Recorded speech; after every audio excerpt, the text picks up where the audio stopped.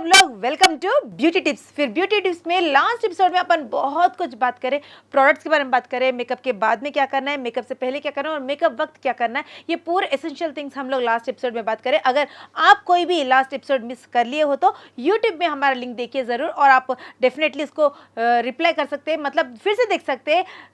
अगर आज ये एपिसोड में आपको देखना है तो इमीडिएटली हमारा एपिसोड यूट्यूब में एक बार शेयर कर लीजिए और सब्सक्राइब कर लीजिए, क्योंकि आपको ऐसे ब्यूटी टिप्स बहुत बहुत बहुत सारे मिलने वाले हैं। लेकिन आज का टॉपिक बहुत ही ब्यूटीफुल है क्योंकि समर आ रहा है, राइट। समर आ रहा है तो हमें समर में क्या करना चाहिए। बहुत लोगों को नहीं पता होता है कि समर में डिहाइड्रेशन होता है, उसकी वजह से हम लोगों को स्किन प्रॉब्लम्स भी होते रहते हैं। तो ऐसे कोई कुछ खास चीज़ों पे हम हमारे साथ चर्चा में है हमारी डॉक्टर तारा जी। नमस्ते तारा जी। नमस्ते तारा जी, सबसे पहले हम लोग लास्ट एपिसोड में ये छोड़ दिए थे कि परमानेंट मेकअप में आईब्रोज और लाइनर तक पहुंच गए थे, लेकिन हम लोग लिप्स के बारे में बात नहीं करें। तो आज वहाँ से शुरू करेंगे, तो लिप्स के बारे में बता दीजिए प्लीज़। लिप्स का अगर हम लोग देखे गए तो क्या है ना, यूजुअली क्या होता है, कंटिन्यूस लिपस्टिक लगा रहे हैं। आजकल बच्चे भी स्टार्ट कर लिए हैं कि पहले तो लिपस्टिक लगाना बोल तो बहुत कम लोग, सही। अभी तो घर से निकलना बोल तो लिपस्टिक के साथ। उससे क्या है, वो पूरा केमिकल्स का कॉस्मेटिक्स के कारण से होता है। तो हम लोग क्या कर सकते हैं, उससे डार्कनिंग होती। तो ये डार्कनिंग जब लिपस्टिक नहीं है तब अच्छा नहीं दिखता। तो उसको हम लोग नेचुरल वे में ट्रीट कर सकते हैं। क्या कर सकते हैं बोल तो, लिप्स का सेल्स रहेंगे, एपिथेलियल सेल्स बोल के रहेंगे, वो एपिथेलियल सेल्स पीलिंग करेंगे। ठीक है, एक बार पीलिंग के बाद क्या होता, जो टैन हो गया है, काला हो गया, वो पूरा निकल जाता। वो पूरा निकलने के लिए 2-3 सेशंस लगेंगे। उसके बाद में हम लोग क्या करते, न्यूट्रलाइजेशन सेशन देते। उसके बाद में टिंट देते। उसके बाद में आपको लॉन्ग लास्टिंग पिंक बोलते, pink red light red tint बोलते, रेड टिंट, आपके चॉइस के ऊपर हम लोग टिंट दे सकते हैं। वाह, तो ब्यूटीफुली अपने को ज़्यादातर अपन जो बेबी लिप्स लगा के चले जाते हैं लाइट पिंक के लिए, या तो फिर कोई और कलर लगा चले जाते हैं। मतलब नेचुरली हम लोग को दिखने के लिए ज़्यादातर हम लोग यही करते हैं। ऑफिस में जा रहे हैं या तो फिर हम लोग जनरली एवरीडे रह रहे हैं, तो इतने खूबसूरत रहने के बाद में अगर ब्लैक लिप्स रहेंगे तो शायद वो कॉम्बिनेशन ठीक नहीं रहेगा। उसके वजह से कंपलसरी आप मैडम का जो क्लिनिक, जो आपको नंबर दिख रहा है स्क्रॉलिंग पे, डेफिनेटली इस पे कॉल कीजिए और मैडम के क्लिनिक पे विजिट करिए और आपको ये ब्यूटीफुल कलर आपका लिप कलर टिंट में बदल जाएगा और बहुत ही बजट फ्रेंडली, पॉकेट फ्रेंडली रहेगा। और एक चीज़ बोलना चाहती हूँ, क्या हो रहा है, हमारे लिप्स थोड़ा ब्लैक हो रहे हैं एनवायरनमेंट की वजह से। तो काले लिप्स है बोल के लिपस्टिक लगाते, उससे और ब्लैक होती। इट्स अ कंटिन्यूअस प्रोसेस है ये। मैं बोलती हूँ कॉस्मेटिक नहीं है, ये एसेंशियल नीड है। एसेंशियल नीड है। अगर आपको लिपस्टिक अवॉइड करना है, केमिकल वाला लिपस्टिक अवॉइड करना है, आप ये सेशंस पे जाओ तो आपका जब लिप्स पिंक एंड आपको चाहिए मैरून रेडिश कलर रहता है, तो लिपस्टिक का क्या जरूरत है। सही है। लिपस्टिक जब भी बड़े स्क्रीन पे जा रहे, कुछ दावत में जा रहे, तब भी आप डार्क कलर्स यूज कर लीजिए। डेली रूटीन में कई को उतना मेडिकेटेड केमिकल वाले यूज अवॉइड कर दीजिए। अवॉइड करना है। अच्छा नेचुरल वाले लिप टिंट करवा लीजिए। उसके ऊपर कंपलसरी अभी चेहरे पर कैसा मॉइस्चराइजर रहना है, लिप के ऊपर लिप बाम भी रहना चाहिए। अच्छा, लेकिन आजकल लिप बाम वो टिंटेड आ रहा है, लाइक लिप बाम लगाते कि पिंक कलर आ रहा है, जैसे एलेटिन में आ रहा है, या कोई भी अच्छे प्रोडक्ट्स में लीजिए या चीप प्रोडक्ट्स में लीजिए, कंपल्सरी टिंटेड आ रहा है। तो ये कहाँ तक खतरनाक है बताइए। ये डॉक्टर लिप्स बोल के आ रहा है ना, वो सबसे न्यूट्रल है। एंड आपको उससे भी न्यूट्रल चीज होना है तो वैसलीन पेट्रोलियम जेली, वो बस लिप्स पे लगा दीजिए। वो ऑटोमेटिक हाइड्रेट करती है आपके लिप्स को। एंड आप लिपस्टिक लगा तो डिफेक्ट हो रहा है, आप लिप न्यूट्रलाइजेशन कर लीजिए। लिप न्यूट्रलाइजेशन करने के बाद में ये वाला कंटिन्यू यूज करिए, तो आपको लॉन्ग स्टैंडिंग तक विदाउट मेकअप आपका अच्छे पिंक का डिजायरेबल कलर रहेगा आपका। तो ये हो गया है अपने चेहरे के बारे में। अभी पता करते हैं बालों के बारे में, क्योंकि चेहरा कितना भी खूबसूरत क्यों ना हो, अगर कुछ प्रॉब्लम भी होगा तो हम लोग मेकअप से उसको क्लियर कर लेंगे या तो फिर उसको कवर कर लेंगे। लेकिन आज अपने बालों तक आ गए तो बालों में अगर आपको वो थिकनेस, वो वॉल्यूम नहीं रहा तो आप कोई भी हेयर स्टाइल करोगे तो वो अधूरा ही रहेगा। मैडम, ये बालों का जो समस्या है इसके बारे में हमारे दर्शकों को बताइए। बालों के लिए जनरेशन से जनरेशन तक भी है, सबको क्या चाहिए, अच्छा टेक्सचर चाहिए, वॉल्यूम चाहिए, वो इम्पोर्टेंट। आप कौन सा भी हेयर स्टाइल करना बोलते हो, आपको पास वॉल्यूम रहना चाहिए। वॉल्यूम रहने के लिए क्या ना, हेयर फॉलिकल ज़्यादा रहना चाहिए। तो ये आजकल ये धुआं पोल्यूशन के कारण से हेयर फॉल ज़्यादा बढ़ रहा है, उसके कारण से हेयर पूरा चले जा रहा, और लाइक नहाते वक्त भी पानी बहुत सारा बाल जो जट जाते हैं। तो हम लोग को क्या है ना, एक अच्छा सा शैम्पू अपना हर एक बॉडी एक एक शैम्पू का सूट होता है। लेकिन ये शैम्पू ऑल इन वन के लिए एक शैम्पू है, वैसे कुछ भी नहीं बोल सकती मैं। लेकिन एक एक के स्किन टाइप, हेयर टाइप के हिसाब से शैम्पूज भी हम लोग चेंज करते हैं। ओके, तो हम लोग वो सब मेंटेन करके उसको वॉल्यूम को मेंटेन करना है। ठीक है, जल्दी से अपना हेयर जड़ रहा है, उम्र कम में अपना बाल जड़ रहे हैं, तो वो मेजर कारण रहेगा न्यूट्रिशन डिफिशिएंसी। एक मेजर कारण है न्यूट्रिशन डिफिशिएंसी है, और एक है जो भी अपना बाल है उसको अच्छा मेंटेन नहीं कर रहे हैं, कि जैसे अब बाल में डस्ट आ रहे हैं, चलो बाद में नहा लेंगे बोल के छोड़ देते, बाद में लाइक ड्राइविंग में जाते बहुत सारा डस्ट बाल में घुस जाता, उसको वॉश नहीं करते हैं, तो वही कारण से डर्ट ज़्यादा जमा हुए तो हेयर फॉल डेफिनेटली होता है। तो आप लाइक कंटिन्यूस हेयर का वॉश करते रहिए, तो वो मेंटेन होता है। फिर भी उसके बावजूद भी जा रहा है बोल तो आप जेनेटिक्स चेक कर लेना पड़ता है। एक जेनेटिक्स में बालनेस है, तो बालनेस है आपके पेरेंट्स को बालनेस है, तो बच्चे को तो वो अगर जीन में आ रहा है तो उसका 20 साल में चालू होता है जड़ना, चालू होके 40 में वैसा आने के बाद में पूरा बाल हो जाते। तो हम लोग का अगर जीन्स में वो प्रॉब्लम है तो हम लोग का क्या कर सकते, 20 साल से 25 साल से कहना अलर्ट रहना चाहिए। अलर्ट बोल तो बाल को जड़ने नहीं देना, उसका अच्छा न्यूट्रिशन लगाना है। उसके लिए बहुत सारे होम रेमेडीज है।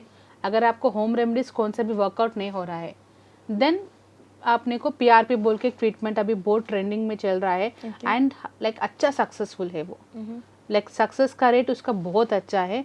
ये सब होम रेमेडीज नहीं चल रहा है, ऑयल्स कितने भी चेंज कर रहा हूँ फिर भी नहीं चल रहा है, देन आपको PRP करना पड़ेगा। मैडम, यहाँ पे एक बहुत बड़ी समस्या ये है कि मैक्सिमम जितने भी दर्शक हैं वो सभी लोग क्या करते हैं, जैसे यूट्यूब में बताते, कोई नुस्खा बताते तो वो नुस्खा ट्राई करते, या तो फिर कभी कभार ऐसा हो जाता है ना, आजकल ट्रेंडी में ऑनियन शैम्पू और ऑनियन ऑयल्स बहुत ट्रेंडी में हो गया है। इसके बारे में बताइए, ये हर किसी को सूट करता है या नहीं? या अभी ये आजकल बहुत ट्रेंडिंग चल रहा है। ये ऑनियन शैम्पू बैड आइडिया नहीं है, वो अच्छा ही है, मगर आपको सूट होता कि नहीं होता अब देखना है। वैसे देखे गए तो अगर कोई हेन्ना लगा लेते हैं, ठीक है, किसी को अच्छा ही लगता, किसी को ब्लैक हेन्ना है, तो हर एक बॉडी एक एक टाइप है, हर एक स्कैल्प एक एक टाइप है। आपको जब बन रहा तो यूज करो। अभी कौन सा भी प्रोडक्ट 1 मंथ यूज करेंगे, बनता तो वो बन जाता, अगर उसके बाद में ये प्रॉब्लम सेट नहीं हो रहा है उसका मतलब है वो प्रोडक्ट आपको बना नहीं, तो इमीडिएट आप डॉक्टर को कंसल्ट करके चेंज करने की ज़रूरत का टाइम है। मैम, ये तो हो गया है हमारे दर्शकों को बॉडी हेयर के बारे में और स्किन के बारे में। अभी जहाँ तक हम लोगों को पता है, आपके क्लिनिक में टैटू रिमूविंग भी कराते हैं क्या सुनी में? तो ये टैटू, जैसे बहुत दर्शक बहुत शौक से दलवा लेते हैं, टैटू आजकल बहुत ट्रेंडी भी है, लेकिन कुछ हद तक कभी कभी स्किन प्रॉब्लम्स होने की वजह से वो लोगों को पता नहीं चलता है कि ये टैटू कैसे रिमूव करें। और बहुत सारे दर्शक तो ऐसे है कि उनके बेस्ट हाफ के नाम दलवाना चाहते हैं, या तो फिर समथिंग वही रेंज वही रूट में रहते हैं बहुत लोग, तो उस वक्त वो कॉम्बिनेशन ठीक नहीं रहेगा और उन लोगों को ऐसे वक्त में टैटू रिमूविंग का बहुत बहुत बहुत ज़रूरत पड़ती है। तो ये टैटू रिमूविंग कैसा कराते हैं, बता दीजिए। ये टैटू रिमूविंग का हमारे पास तो लाइक नॉन सर्जिकल लेजर्स बोल के है। सो लाइक ओल्डन टाइम में क्या करते थे, एक्सफोलिएशन बोल के एक टेक्निक रहती थी, उससे धीरे से धीरे ऐसे एक्सफोलिएट करते थे। उससे कारण से क्या होता था, वहाँ पे स्कार धब्बा बन जाता था।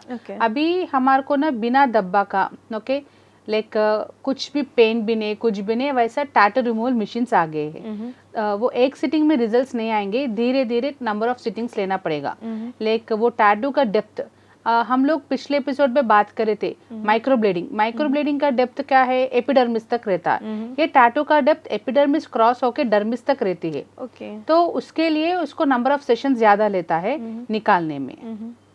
तो ये हार्मफुल है या तो फिर इजीली निकल जाता है? क्योंकि टैटूज एक बार करवा लिए तो वो स्किन के लिए थोड़ा बहुत हानिकारक है, क्योंकि हर स्किन को वो सूट नहीं होता है। तो इस वजह से अगर रिमूव करते वक्त अगर कुछ प्रॉब्लम हो जाएगा या तो फिर हो सकता है, तो फिर इसको प्रिकॉशंस के बारे में बताइए।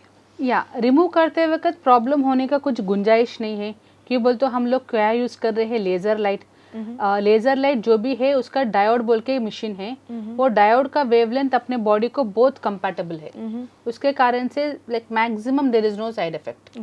ओके, जो भी इफेक्ट रहेगा एफिशिएंट इफेक्ट रहेगा, ठीक है। ये पुराने टेक्निक में एक्सफोलिएशन बोल के रहता था, उसमें साइड इफेक्ट थोड़ा बहुत था, उसके लिए अभी ये न्यू लॉन्च आ गया है। एंड आपका टैटू रिमूवल यूजुअली अभी मेरे पास जो क्लाइंट्स हैं वो लाइक थोड़े कास्ट में, थोड़े रिलीजन में ना टैटू नॉट अलाउड है।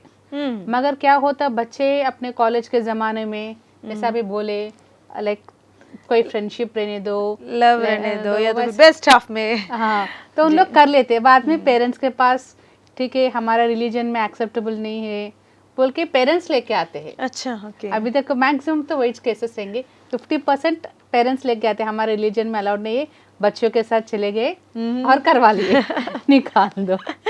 चलिए, ये तो टैटू की बात हो गई मैडम। अभी शुरू हो चुके हैं अपने को समर, तो समर से पहले मैं तो एक बात आपसे पूछना चाहूंगी रिंकल्स के बारे में, क्योंकि आजकल रिंकल्स हर किसी को हो रहा है, जैसे बच्चे रहो, बड़े रहो, बूढ़े। अभी आजकल पहले क्या होता था, बूढ़े हैं स्किन प्रॉब्लम रहता था तो वो रिंकल्स दिखाई देते थे, या तो फिर हाँ भाई इनका ये है बोके पता चलता था। लेकिन आजकल छोटे एज में ये रिंकल्स आना शुरू हो गए, फिर इसका कॉजेज कहीं ना कहीं केमिकलाइज्ड ही हो गए, फिर इसका रेमेडी क्या है बताइए।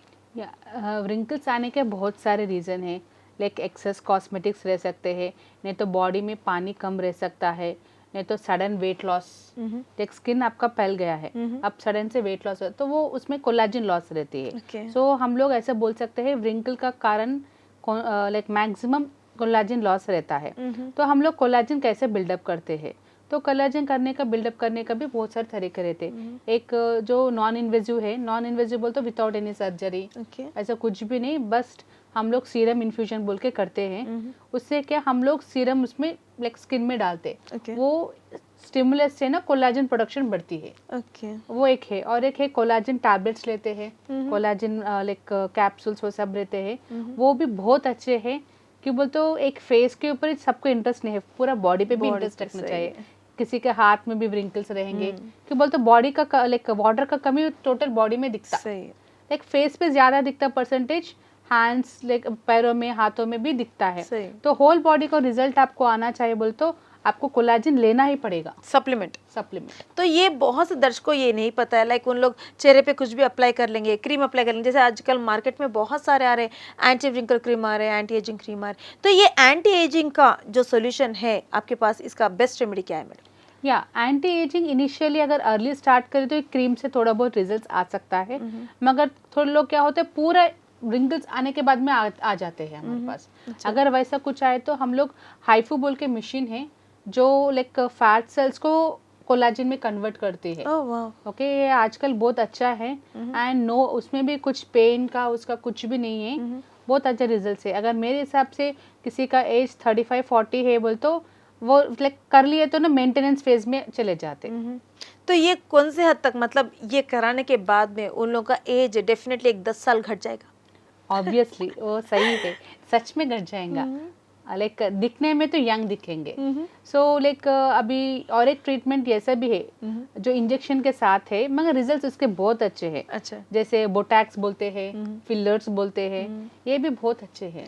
बोटॉक्स बोलते कि थोड़ा कंफ्यूजन हो जाता है, क्रिएट हो जाता है कि बिकॉज वो स्किन में डायरेक्ट इन्फ्यूज करते हैं, समथिंग लाइक दैट, और वो थोड़ा एक्सपेंसिव बुके बोलते रहते हैं। फिर इसके बारे में थोड़ा डिटेल में हमारे दर्शकों के लिए। हाँ, ये बोटैक्स लाइक सच में एक्सपेंसिव रहना चाहिए, क्योंकि बोलते प्लांट का वो डेरिवेटिव बोटालिनियम बोल के उधर से निकालते हैं, जो निकालने का प्रोसेस है ना वो थोड़ा डिफिकल्ट है, उसके लिए वो एक्सपेंसिव है। एंड और एक रीजन है उसको प्रिजर्व करना भी एक्सपेंसिव है, कि बोलते वो एक बार मिल गया बोलते उसको रीयूज नहीं कर सकते, तो उसके लिए कारण से वो थोड़ा एक्सपेंसिव है। एंड बॉडी को एक्सेप्टेंस बहुत अच्छा है बोटैक्स का। तो ये था अपना एक पुराने का टाइम पे स्किन टाइटनिंग के लिए, नहीं तो एक्सप्रेशन यंग रखने के लिए। मगर आजकल जैसा भी हम लोग डिस्कस करे हैं, हाइफू बोल के है, वो बहुत अच्छा है, विदाउट इंजेक्शन वो आपको रिजल्ट्स देगा। वाह। ओनली एक ही चीज़ है, आप जल्दी स्टार्ट करना है। रिंकल्स जब आते तब करेंगे बोल तो बोटैक्स चाहिए ऑप्शन, तो ये आने से पहले कर लिए तो आपको हाइफो अच्छा ऑप्शन रहेगा। तो आप जो हाइफो के बारे में बात कर रहे हैं अभी, तो ये कौन से एज में स्टार्ट करना बेहतर रहेगा? या मेरे हिसाब से शायद 35 ईयर्स से हम लोग बोलते हैं, मगर किसी को कॉस्मेटिक्स ज़्यादा यूज़ करे, नहीं तो जीन्स में थोड़ा है और सडन वेट लॉस हो गया है तो व्रिंकल्स आ रहे हैं, तो उन लोग वो सिम्टम जब आता तब आ सकते हैं, यूजुअली 35 to 45।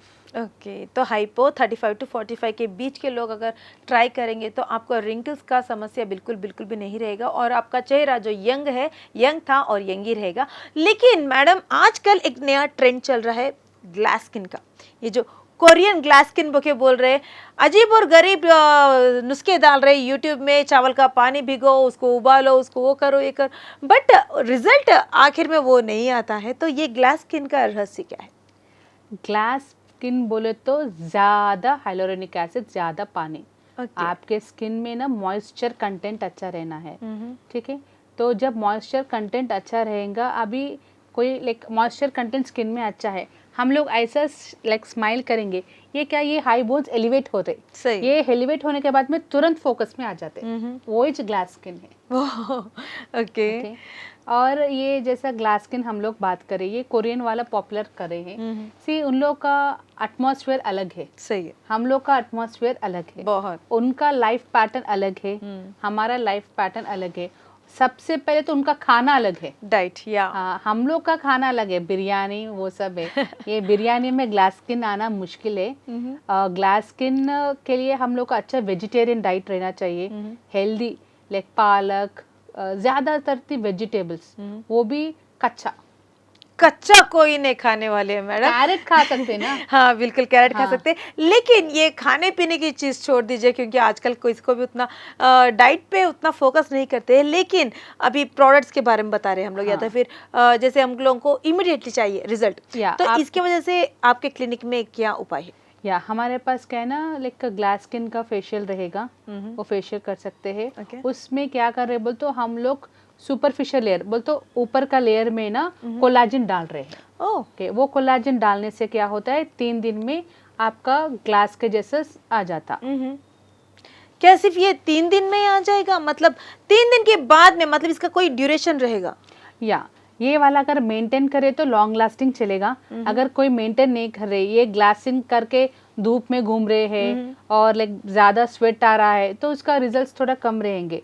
अगर उन लोग अच्छे मेंटेन करे तो लॉन्ग टर्म रिजल्ट्स रह सकते हैं। मतलब ये कोलाजन इन्फ्यूज होने के बाद में हम लोग को कितना देर सनलाइट से दूर रहना है? 3 से लेकर 5 दिन तक। ये ना इसका भी एक लाइक पैटर्न है, जैसे अपना स्किन का ऊपर लेयर है, ओके, हम लोग ये ट्रीटमेंट के थ्रू से लाइक ऊपर का 0.5 mm 0.7 mm का मेजरमेंट्स रहते हैं हमारे, वो एक्सफोलिएट करते हैं। तो नीचे का स्किन है ना, उसको सेकंड स्किन बोलते हैं और एल्स बेबी स्किन बोलते हैं। ये सेकंड स्किन ऊपर आता है, ओके। तो ये ऊपर जब आता है, इसको अच्छा मेंटेन करेंगे ना, ये ग्लास स्किन है। ओके, जो अपना जो सेकंड लेयर है वही बेबी स्किन है, और अगर उसको मेंटेन करेंगे तो वही ग्लास स्किन है, वो के मैडम बोल रहे हैं। तो जैसे कि अभी समर आ रहा है मैडम, आगे अभी समर का मौसम है, तो ये समर में चेहरा बोलने का जैसे सनबर्न्स आते हैं हम लोगों को, या तो फिर उसकी वजह से कोई भी प्रॉब्लम, जैसे छोटे छोटे फेस पे दाने जिस तरह आ गए, या तो फिर कुछ भी आ गए, तो इससे कैसे प्रिकॉशन ले, बताइए।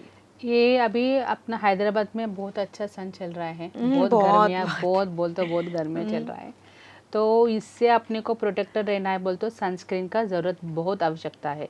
उसके बाद में बाहर जा, एक है सनस्क्रीन लगा के जाना, ठीक है, बाहर जाके फिर घर को आते ना, थोड़ा फ्रिज में आइस पैक रख लो, उससे थोड़ा ऐसा लगा लो फेस के ऊपर। अच्छा, तो वो जो भी सन बर्न हुआ है उसको एंटीटोड करती है, तो अपने को थोड़ा बहुत बेटर का रिजल्ट रह सकता है।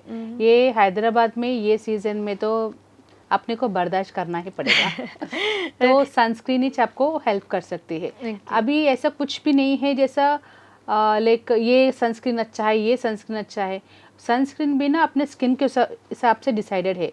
किसी को लाइक इनबिल्ट, लाइक थोड़े लोग रहते हैं कितना भी सन में घूमते हैं उन लोग काले नहीं बनते, वो जीन रहती है, जीन्स का इफेक्ट रहता है। सही है। लाइक फादर का मदर का वो रेसिस्टेंट है। थोड़े लोग ऐसा घूम के आते हैं काले बन जाते हैं। सही है। ओके, तो उन लोग का क्या है ना, स्किन का टेक्सचर में ना मेलेनिन सेल्स ज्यादा है जो सन के रेस को पकड़ लिया और काले बन गए। Oh okay. तो अपने को क्या बीच में एक लेयर होना है, तो उन लोग को SPF वाला सनस्क्रीन लगाना है। अगर आपका स्किन सेंसिटिव है, ओके, और सन को बहुत ये होता है, आप 50+ को SPF जाओ। आपका स्किन में इनबिल्ट अच्छा है, आप लाइक अच्छा है तो आपको 15 चलेगा। सो वो लाइक आदमी से आदमी, पर्सन टू पर्सन वो डोज चेंज होती है। तो हमारा रेंज 15 से लेकर 70 तक स्टार्ट होता है सनस्क्रीन। ओके मैडम, ये सनस्क्रीन की बात तो हो गई, लेकिन आपने बीच में जो आइस पैक के बारे में बताया, तो ज़्यादातर लोगों को जैसे मुझे भी एक ये बात पता है कि डायरेक्ट आइस लगाते हैं चेहरे पे, तो ये डायरेक्ट आइस अपन डायरेक्ट अप्लाई कर सकते हैं चेहरे पे? नहीं, डायरेक्ट आइस बिल्कुल भी नहीं लगाना चाहिए। उसको ना एक कैरियर सेपरेटिंग मीडियम रहना चाहिए। वो अपने को ऑनलाइन में आजकल मिल जा रहे हैं। वो सेपरेटिंग मीडियम लगा के हम लोग, और कंटिन्यूस एक ही प्लेस में नहीं लगाना, ऐसे उसको सर्कुलेशन करते रहना। तो वो सर्कुलेशन करते एक बार इधर यूनिफॉर्म चले जाते। और ज्यादा आधा घंटा वैसे भी नहीं लगाना, बस एक 5 से लेके 10।